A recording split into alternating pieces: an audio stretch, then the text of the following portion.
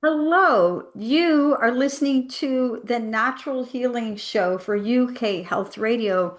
I'm your host, Catherine Carrigan, medical intuitive healer, Amazon #1 bestselling author. You can find out more about me and my work at catherinecarrigan.com and unlimitedenergynow.com. While you're there, definitely sign up for my newsletter so you can learn even more about how you can heal yourself naturally. Now, our guest today is Charmaine Shepherd. Charmaine Shepherd is an acupuncturist and functional medicine practitioner in Edinburgh. So, coming to us today from Edinburgh, and you can find out more about Charmaine Shepherd and her wonderful work at her website, cognition.co.uk, where she is the clinic director. Welcome, Charmaine Shepherd. Thank you, Catherine. I'm really excited to be here today. Well, we're excited to hear and learn from you. Now, Charmaine Shepherd, I know that one of the things that you're especially passionate about is health span. How is our health span different from our lifespan? Catherine, they're two different things, really. Lifespan is how long you are going to live, and health span is how healthy you are going to be in those years. Now, um, I don't know what the statistics are like in the US, but in the UK, they're pretty grim. On average, most people will spend the last 19 years of their life in poor health. And I have a lot of my patients coming in that say, I don't necessarily want to live longer because I saw what it was like for my mother or my grandfather, or I cared for my dad for the last 12 years of his life. And, who would want to extend that? But what we're talking about is living really healthy lives right up until the end. I love that you're talking about this. And I remember when I studied medical intuition, we talked about people's beliefs about the aging process. And because many people believe that as you get older, you have to fall apart. I'm 66 years old. I'm not falling apart, not at the moment. And, a really good belief to have is I can be happy and healthy and happy, healthy, happy, healthy, and then dead, right? There's no need to decline and fall apart. Our beliefs are so important around this. And, very often people will walk into my office, start asking them questions about, joint pain and things. And they'll go, well, yes, I have joint pain, but, it's part of getting older. I'm already 50. And you go, what? And, just looking at you, Catherine, I mean, you radiate health, but I know that you do yoga as well. And so I think there's quite a lot of evidence around yoga and in terms of when we talk about mobility, because that's one of the things that will begin to impact people as they get older. They're just, well, of course, it's normal to get stiff and lose your mobility. No, it's not. There are people who live really into the 80s and 90s with excellent mobility, but it is a lot of it is, like you say, it's mindset, what we believe around aging, but also some of the things we will do in practice to prevent those things from setting in. I love that you brought up yoga because I just, right before this recording, I just did a private yoga lesson with an 80-year-old client. And again, I'm 66 and he's had back surgery. So he's had this surgery and he was still in tremendous pain. And it wasn't until we started practicing yoga and he realized this. He said, I have to do this. So this is a must. It's not optional. Now, Charmaine Shepherd, how did you become fascinated with the topic of health span? What motivated you to focus on this rather than simply treating disease? It's a good question, and it is probably a little bit of, starting to get a bit older myself, but really it was watching my grandparents and my parents age, and looking at the experiences that they have gone through, and then also I've been in practice for 20 years, and so a lot of my patients who I've now been treating for that 20-year period are beginning to get a little older, and so you know, started looking at, is there anything we can do to delay or slow down or prevent aging? And what I found was incredible, in that, the way in which we view aging, and actually our medicine is so ageist as well. It's crazy when people sometimes go to their doctors and they're told, well, you're 80, so what do you expect? Mm. So they're not always given the tools that they need. I love the story about your yoga student because there's so much people can do at any stage in life. And often people think they're too old to start something. You're never too old. You can start yoga in your 80s. You can start exercise in your 90s. You're never too old to start these processes. And you're exactly right. So my 80-year-old yoga student, he started at age 80, Yes. right? And I remember meeting him at an energy healing conference and we were talking and he'd had the back surgeries and I was like, I can help you. And he's walking better, he's breathing better, he feels the difference. Now, from your clinical experience, what are the top two or three factors that most influence how well we age? Yeah, that's a really good question. And aging there's a lot of factors that will feed into it. A number of different things. A lot of it, I think, comes down to what happens when our DNA begins to not repair itself as well as it should. So we have this process of, damage happening to the body all the time. And it's whether the body is able to kind of offset and repair and heal those kind of accumulated damages. So there are certain things that will very much impact on aging. Inflammation is probably one of the biggest drivers. We see things like insulin resistance or blood glucose levels having a big impact. And then, surprisingly, or maybe not so surprisingly, social isolation is a really big one as well. So, when people lose that sense of community and purpose and things to live for, that can have a big impact. I really agree with all three of those factors: inflammation, insulin sensitivity, and isolation. And when I do my medical intuitive readings, one of the things that I actually read is how inflamed someone is. Mm-hmm. Because inflammation is like fire in the body. 70% of inflammation, as you know, Charmaine, begins in the gut, and that can break down your hair, your bones, your brain chemistry, pretty much everything that's important. Absolutely. I agree completely with that. Yes. Now, how do you, in your clinic, how do you go about measuring someone's health span or biological age in the clinic? Because I know your biological age can be different from your chronological age. Yeah, so your chronological age is the number of birthdays you've had, how many times you've kind of cycled around the globe. Um, but your biological age can be quite different, and we often see this. You can look at two people who are the same age, and you can see one person is aged a little faster than the other. So biological age is a little different from your chronological age. And I've been interested in how we actually measure this rather than just visually looking at someone and thinking how old you think they are. And there are now very sophisticated tests that are available where people can measure things like your epigenetic clocks and your telomere lengths. So the science is now there to be able to do that. And I think that's really been an interesting part of my work is that, measuring these tests and then helping people look at, exactly where they can go and intervene and hopefully make some change as well. And I would say for me, it was a really big one because, with the work that I do, I was really surprised when my results came back. They weren't as good as I'd hoped they would be.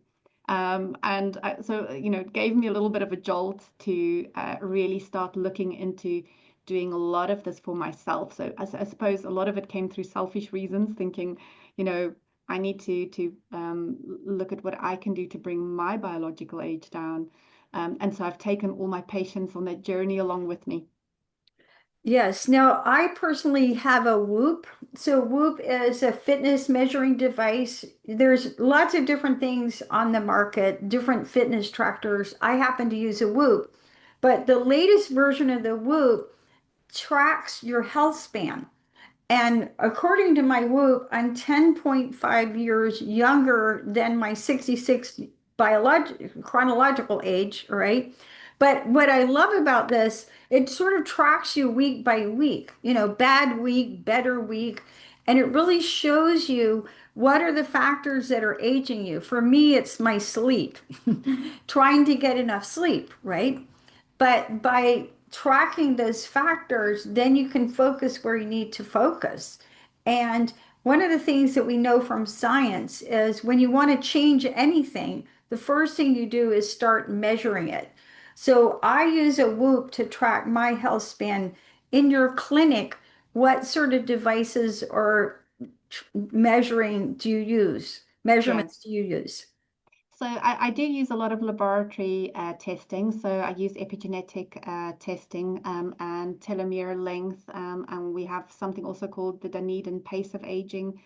These are all blood markers that we look at. But I'm very in favor of people wearing wearables. They're getting so much more sophisticated. So like your Whoop, because like you say, you get immediate feedback on that. So my epigenetic tests that I send off to the lab, we only tend to repeat them every 3 to 4 months because we get people to make change and sustain the change for a little bit of time, and then we check. Whereas with your wearables, you get instant feedback, and what makes that powerful is that you can really begin to see patterns of what's working and what's not working. Like you said, if your sleep has been off for a few nights, you begin to notice those numbers change. And I think it's a great motivator to kind of get back on track again and get those numbers back down. Yeah, and what I noticed for my Whoop is just literally basic stuff like drinking enough water, or when I drink even more water, my heart rate variability goes up, and that's a measure of overall fitness. So when you drink more water, everything gets better. Or if you have a glass of wine, everything gets worse, right? And so many people think, oh, I can drink whatever I want. And yeah, you can. But when you're wanting to be as healthy as possible, even one glass of wine, two glasses of wine has an immediate effect. And that many people are not aware of until they start tracking it, right? I agree, and seeing that immediate data helps people to very quickly begin to change their lifestyle factors. But what the interesting thing you said there was about how sometimes very simple things can have an impact. I have a lot of my patients who are chasing kind of, what are the things that are going to help me age better, NAD and spermidine and nucleotides, and these things are great. But one of the things I always say is actually the biggest changes you're going to get is by doing the basics, right? Sleeping well, exercising, your nutrition, taking processed foods out. I've seen it in a lot of my patients where we do this epigenetic testing. I'm saying hold off on doing all the fancy stuff that's out there. You can spend thousands on all of that. First, let's get the basics right, and you'll be amazed to see how many years they can shave off just by getting the basics right.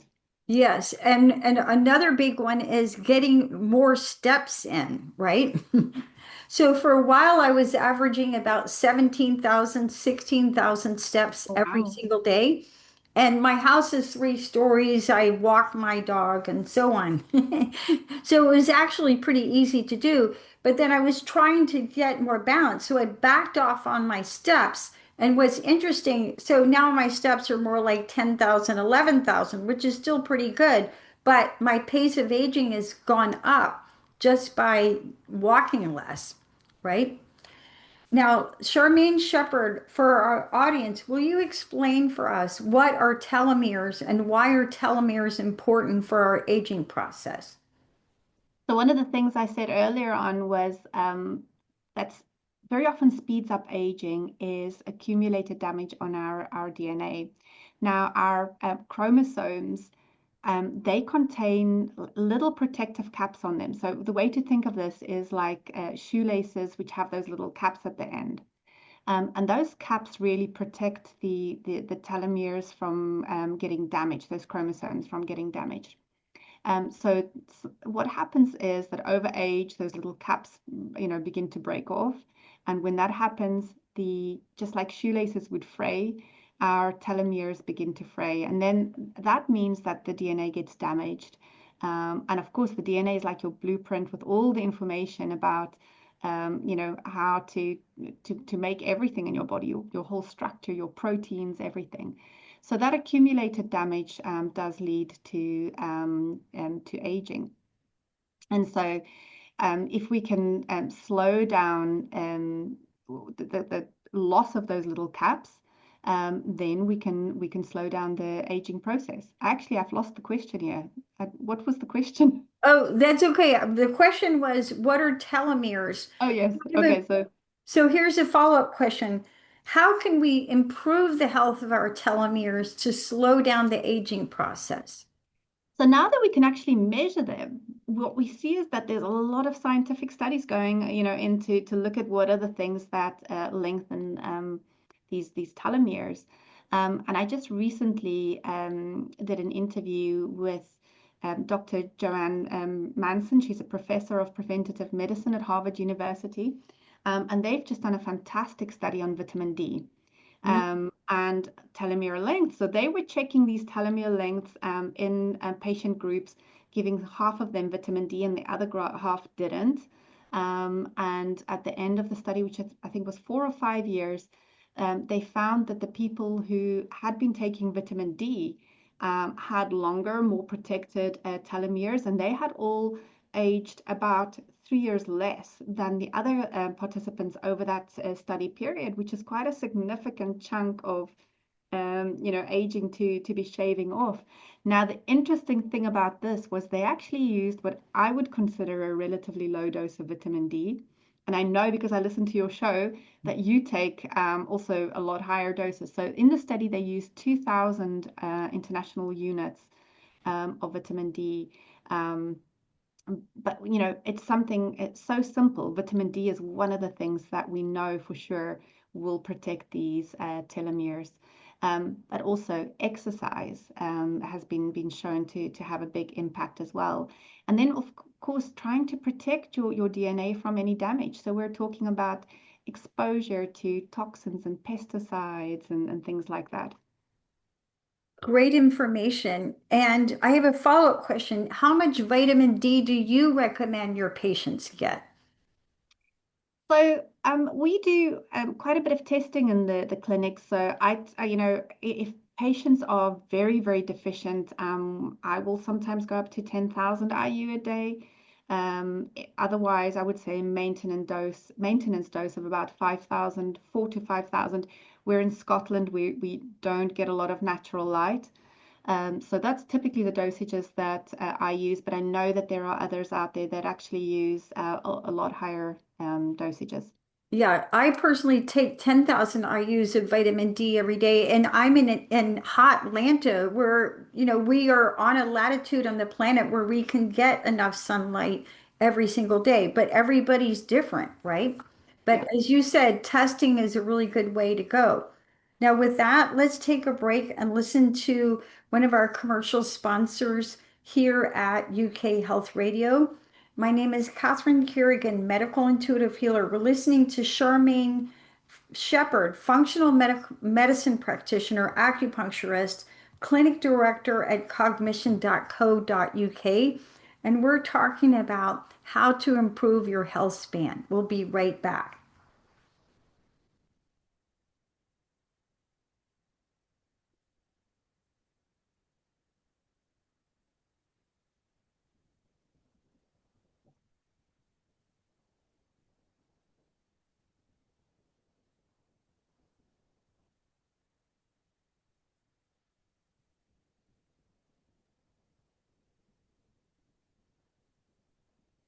Charmaine Shepherd, you said earlier in our interview the three biggest factors affecting our aging process are inflammation, and we can focus on an anti-inflammatory diet, our insulin sensitivity, and our socialization. So let's take a moment to talk about social isolation. How can social isolation actually age us? It's a really interesting question, and I think, we first came across this idea in we also run a dementia clinic separately to kind of my private practice, in where we really noticed it in our patients with dementia, those that had better social networks, better family connections and community, seemed to you know progress a lot slower in their process than people who really lack that. And since then, there's just been so much research and evidence come out around that. But if you look at the blue zones, and I don't know if your listeners are aware of this, but these are regions in the world that are studied because people live significantly longer lives, but they live them in without chronic disease. So they live healthy, longer lives, and some of them have got large number of centenarians as well. If you look at the blue zones, what's really interesting is, and if you follow Dan Buettner, who does a lot of work in that area, a lot of the researchers were going out looking for what is it, the one thing they're doing in that region. Are they eating a certain type of mushroom or a fish, or what is it that's causing them to live that long? And I think more and more now, they've come to realize it's a whole lot of factors. But one thing that all of these communities have in common is a very strong sense of community, a strong sense of often faith, purpose, and family connection. And that's one thing that's, across the board, whether you're looking at Sardinia or you're looking at, regions in Japan. These regions are spread across the world, and they're all eating fairly different things. They're all quite different in what they do, but the common thing there, strong community, strong family, strong faith and purpose. So, Charmaine Shepherd, it's probably easy to tell our listeners take at least 5,000 IUs of vitamin D every day. It's inexpensive. You do it once and you're good.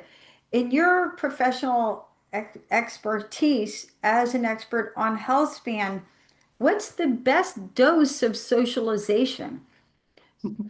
Well, I guess that differs as well from person to person because people can be introvert and extrovert, and what is socially pleasurable for one person could be complete hell for another. So it is a very individual thing, and we have some of our patients who enjoy music, and we get them to go and join a band. They're not overly sociable. They don't necessarily want to have a lot of chat, but they want to enjoy the process of maybe making music together and in a group, and that can give a sense of community as well. Whereas you've got other people who want to connect more through talking, or so again, it has to be a very individual thing, but we encourage people to think about building activities um, that they will enjoy, that where there's a sense of community. One simple thing is, thinking about joining a walking group on the weekends. That gets your exercise and your steps in, which is a massive lever in a health span. But maybe also doing it in a group and connecting with other people. So like you said, it's not always as straightforward, like taking a pill. People have to work at it a little bit, and find what it is that really works for them. Now, let's talk about insulin sensitivity. So, one of the things that we know is that when people develop type 2 diabetes, that is a disease of lifestyle. Type 1 diabetes is something else, but type 2 diabetes is a result of how we've been eating and managing our stress. So, if people have trouble with their insulin handling, how do you recommend getting their insulin under control so that they age better? Because the Mhm. traditional medicine would be to take something like metformin. Yeah. As a natural health practitioner, what are your recommendations? It's a really, really good question. Depending on the situation, we often would recommend intermittent fasting. It's not for everyone, but even keeping a gap of, something like 12 to 14 hours without food is generally safe for most people. And there are, in some cases, we could take that quite a bit longer. So we generally say, stop eating at least 3 hours before you go to bed. That gives the whole metabolic system time to digest and process before you go to sleep. And then try and extend your breakfast a little later. So if you can make that gap, say your last meal is at 7 p.m. to a minimum of 7 a.m. is 12 hours, try and stretch it to 9 a.m., 14 hours. So a little bit of intermittent fasting where you give the body um, metabolically a rest.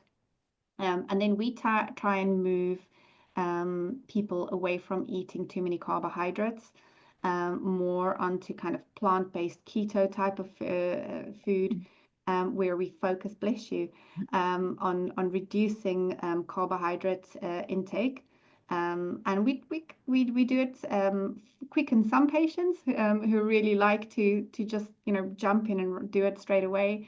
And in others, it's a gradual process of slowly beginning to make changes. But you're absolutely right. Diabetes type 2 is completely reversible. Now, what are your views on calorie restriction for lifespan and health span? Personally, I'm an eater. I never miss a meal. Dieting is a bad word, but then again, I'm doing a lot of movement. What's your view on calorie restriction? Because there's a lot of studies that show when you lower your overall caloric intake, you tend to live longer. Catherine, I'm a little bit like you. I am an eater as well. So it is one of the things that I find pretty tricky. But there's a lot of evidence out there that we trigger certain pathways when we reduce and restrict our calories, whether that is through intermittent fasting periods of fasting. Um, Switches the body into a different metabolic state, which helps with repair and cleanup and reducing inflammation, which directly will impact on aging. So I think all the science and the evidence is there that caloric restriction is in most cases, and I'll need to be quite careful here because it's not suitable for everyone. But in most cases, caloric restriction is quite helpful. And generally, we do eat too much. We have way more calories than our ancestors ever had. If you think how much hunting they had to do to find food, they would spend the whole day kind of hunting together the food that they needed. So generally, the evidence is there that it's a good thing. In practice, it can be a little bit more tricky, especially if you love food. I'm one of those. Yes. Now, here at the Natural Healing Show for UK Health Radio, I interviewed a medical doctor who's an expert on fasting. And again, I want to caution we're not talking about eating disorders, we're talking about fasting for health reasons. And he says that short fasts are actually very beneficial for the brain and for the whole system. What are your views on fasting for health span? Yeah. So we, in our if we talk about the brain specifically in our dementia clinic, we do tend to recommend short burst, kind of bursts of fasting for brain health. And we do find that our patients actually really respond very, very well to that. In terms of health span as well, I would say that my patients who do incorporate elements of fasting in do tend to get good results in reducing biological age as well. So absolutely, I think there is good scientific evidence for it, but in practice, we also see good results with fasting. So when you're talking about short bursts of fasting, how many days are you talking about? You talked about the intermittent fasting where you recommend people not eat for 12 to 14 hours. Mm. during the day. But what are you referring to when you're talking about short bursts of fasting? How many days? So, and again, it can be very individual. So, if the person coming in is relatively frail and they already have some muscle mass, this is definitely not something we would do. We would stick to, let's just do the intermittent fasting, 12 hours, 14 hours. If somebody's quite strong and robust, then, a day or two of fasting can often make a massive difference. And actually, even in people with things like fatty liver, you can see quite significant changes in doing 1 or 2 days of fasting a month. Okay. So yeah, so then that would be my follow-up question is frequency. Are you recommending, fasting 1 day a week or fasting 1 day a month, or what's your advice? It depends on the person and what they feel they can manage. So there are people who really love fasting. They feel the benefits. They feel their brains are clearer on it. And you'll find, they can easily do this 1 day a week. There are others who do find it a little bit more challenging and are only able to commit to a day a month. So I'm always going to say you really need to listen to your body. And I'm sure kind of as a medical intuitive, you'll go along with that in that listen to the signals from your body. And there's no one size fits all for everyone. Um, and listen to what you're feeling when you do these things. There is some discomfort that comes with fasting. Sometimes people can initially feel a little obviously hungry, but sometimes people feel a little headachy or a little flu-like. But on the whole, I think the effects are quite positive. And if you're attuned to your body and you listen into your body, you'll kind of get an idea of what's right for you. The medical doctor that I interviewed, Dr. Gabriel Cousins, he said a good way to think about fasting is a slowing. So slowing down. So this is not when you're going to go and do intense exercise. It's a time to go within and rest. And with that, let's take another break and listen to one of our commercial sponsors here at UK Health Radio. My name is Catherine Carrigan, medical intuitive healer. We're listening to Charmaine Shepherd, acupuncturist, functional medicine practitioner, and clinic director at cognition.co.uk. We'll be right back.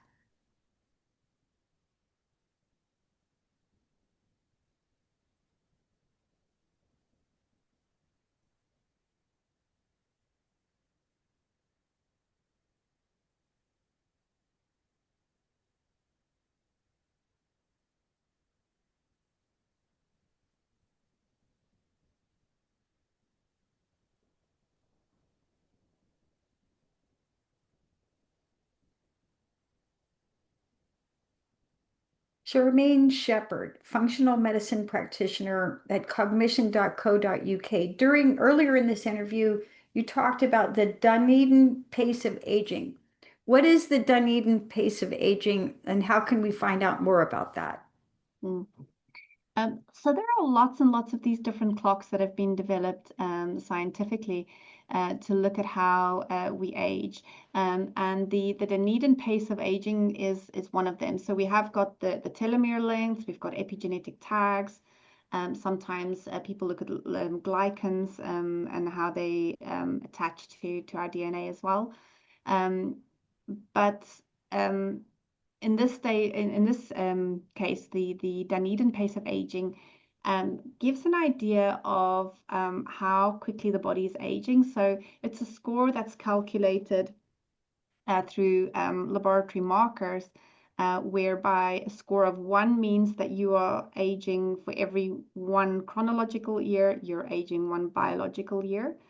And any score that's less than that, so if you can get that down to 0 0.9 or 0 0.8 or 0 0.7 means that you're slowing the rate of aging down. And that's ultimately really what we want to do is to be able to slow down the rate and the pace at which we age. Now, in your professional experience, what ages people the fastest? Lots smoking. Oh my goodness, right? You can actually visually see it on people. Hmm. Smoking massively ages the vascular system, um, inflammation, alcohol, a sedentary lifestyle, lack of movement, um, stress. Stress is a really, really big one, and poor nutrition. I would say those are probably the key things that will accelerate aging. Great answer. So, smoking, inflammation, alcohol, being sedentary, stress, and poor nutrition. I agree 100%. So let's say somebody's listening to this broadcast and we go and they say, okay, well, I'm doing all of that. I'm smoking. I have a terrible diet. I'm drinking alcohol. I sit around and I'm very stressed. Where do you recommend that people start when they want to improve their health span? I would say probably exercise. Exercise for me is one of the biggest levers because when we exercise, it tends to change a lot of our other kind of habits and things as well. So exercise reduces stress. So you're kind of hitting two birds with one stone. You're getting movement in there, and you're reducing stress as well. It increases endorphins and things, which will help people typically make better decisions around their meals and what they're going to eat as well. It helps you to sleep better, and it reduces inflammation. There's a direct reduction of inflammation through exercise. So if they're going to do just one thing, I would say start with exercise. And movement. And of course, it doesn't mean you have to go out there and get to the gym and start doing anything extreme.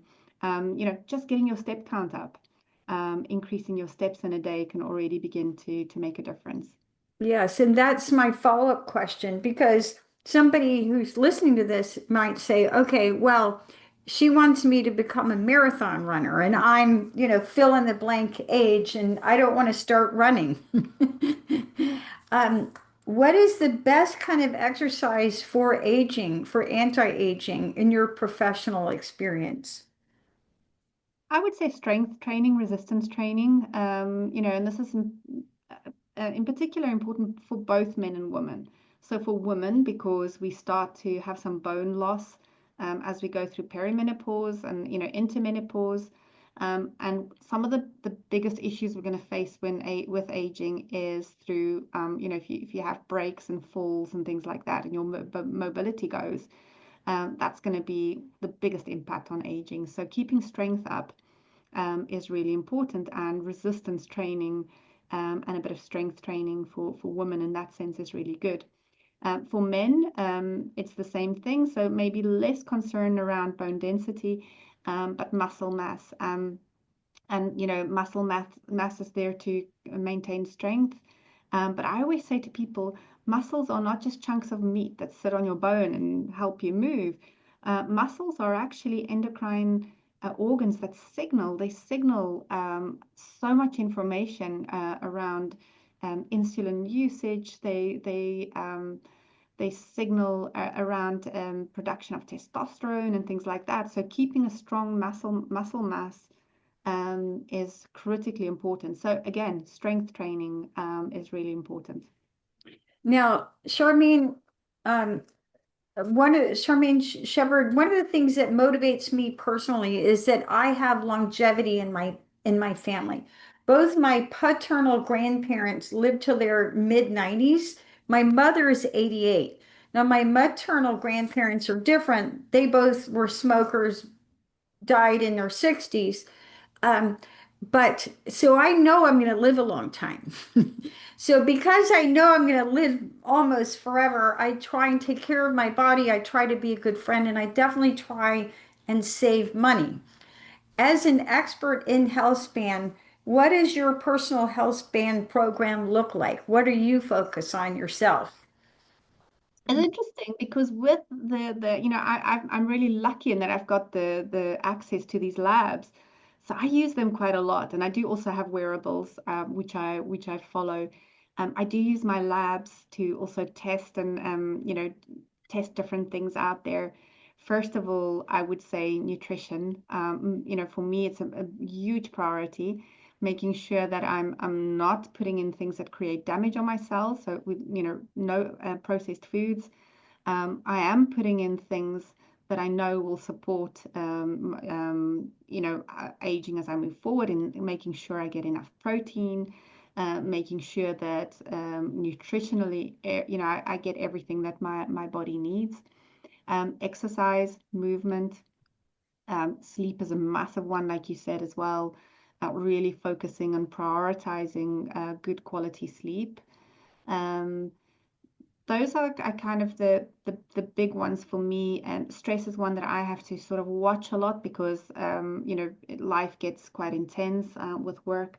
So it's something I kind of have to keep my eye on. And luckily, my aura also tells me when I'm starting to fall down on that, so I can bring my focus back on that as well. So those are the key things. I do also experiment a little bit with things like creatine, and I've got spermidine and NAD and nucleotides. I do experiment with that because it's kind of part of my process of trying to see what really works. But I would say the foundational stuff is your lifestyle.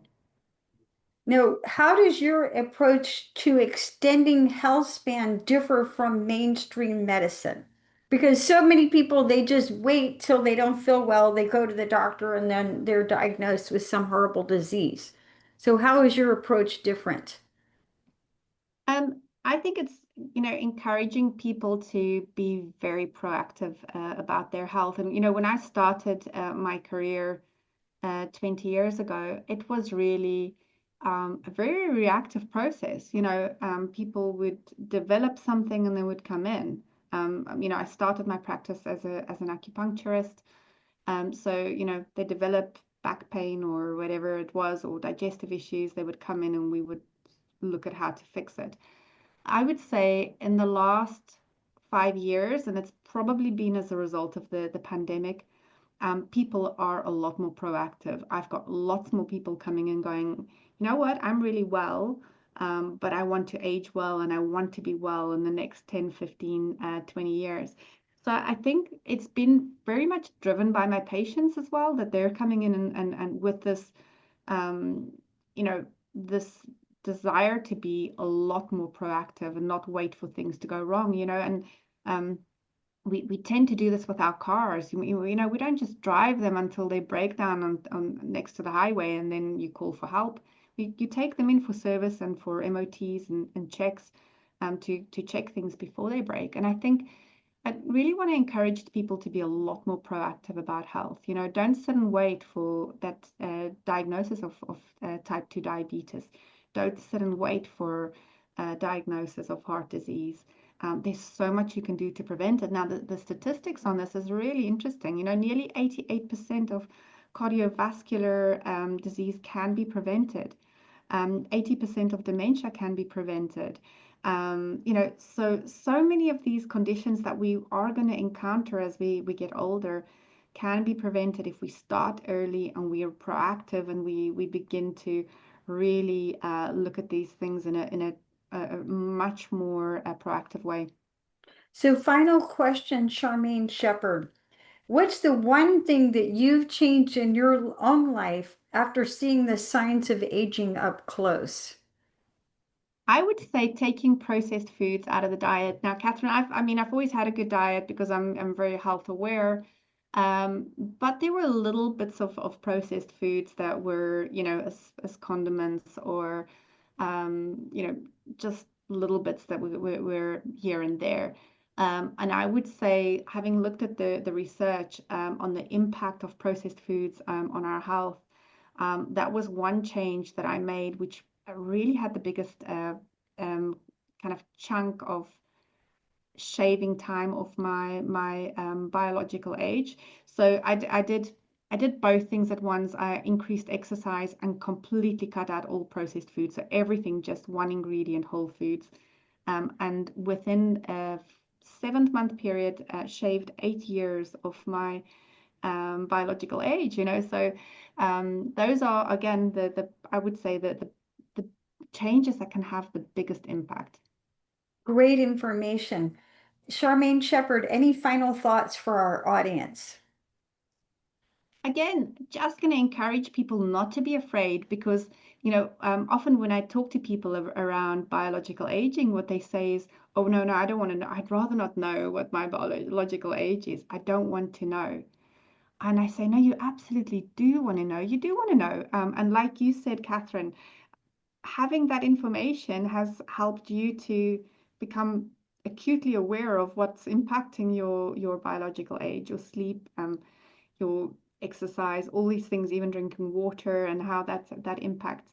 And I say to people, you do want to know because when knowledge is power. You can take action, you can become empowered. And I think, it gives people some power to be able to manage a lot of these things on their own as well. We are moving into an era now where people will be able to manage a lot of their issues. It's not going to be a case of waiting until you feel unwell, going to the doctor. They diagnose what the problem is, they tell you what to do, they give you the pills, and you go away and do it. My patients are coming in so informed. They know way more about their own bodies than I do. They know what conditions that they have. So, getting people to just really be proactive and take charge. You've been listening to the Natural Healing Show for UK Health Radio. I'm your host, Catherine Carrigan, medical intuitive healer, Amazon #1 bestselling author. You can find out more about me and my work at catherinecarrigan.com and unlimitedenergynow.com. While you're there, sign up for my newsletter on Substack. Our guest today, Charmaine Shepherd, you can find out more about her and her wonderful work at cognition.co.uk. And remember that as you age, your aging may be inevitable, but your health is actually in your hands. And as you focus on what builds your health, you can feel great naturally. Thanks so much for listening, and we'll see you next time.